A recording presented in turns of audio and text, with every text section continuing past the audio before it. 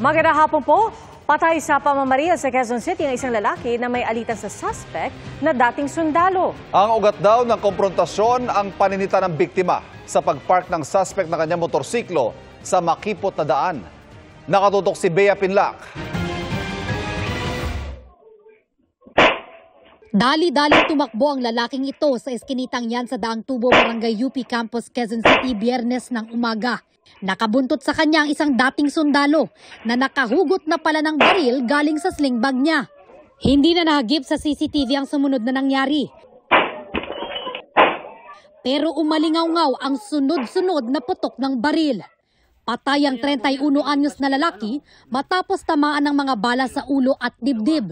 Tumakas ang 53 anyos na suspect.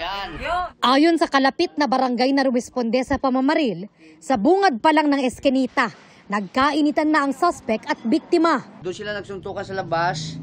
Doon siguro na may agrabyado yung suspect, bumunot siya ng baril. And then nagpaputok siya dito, may nakita kami isang basiyo dito ng bala. And then tumakbo dito, tuloy-tuloy yung biktima. Hanggang siya doon sa kwarto ng bahay, doon siya na corner. Doon siya tinuluyan. Sa inisyal na investigasyon ng pulisya, ang pinag-ugatan umano ng pamamaril, based dun sa account ng suspect, nababanggit niya na sa loob ng isang taon, paulit-ulit na parang piling niya kinukursunada siya, pinariringgan siya, no? Hanggang dumating sa punto na yun na ang kakausapin niya, nagkaroon ng konfrontasyon, nawisuntukan hanggat humantong sa pamamaril. isa sa mga napag-awayan ng dalawa. Nagagalit itong biktima kapag nagpaparada ng motor itong suspect. Kasi yung daanan lang kasi maliit lang yun, masyadong maliit. Sinita po ng victim yung suspect. Labis ang dalamhati ng kaanak ng biktima. Wala na ang kanilang padre de pamilya. Di ko po alam na yun na po pala yung huli na makikita ko siya.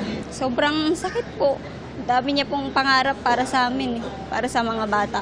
Parang tinanggalan po siya ng pangarap nung pumatay po sa kanya. Sumuko sa mga otoridad ang suspect kahapon. Malaki naging partisipasyon ng anak dahil mismo siya ang kumausap. Tinapon na umano ng suspect ang ginamit niyang baril. Umamin siya sa krimen. Sinabi na niya sa akin na hintayin mo ako dyan. Papatayin kita ngayon. Yun na po yung self-defense po yung ginawa ko, ma'am. Reklamong murder ang isasampa laban sa suspect. Para sa GMA Integrated News, Bea Pinlac, nakatutok 24 oras.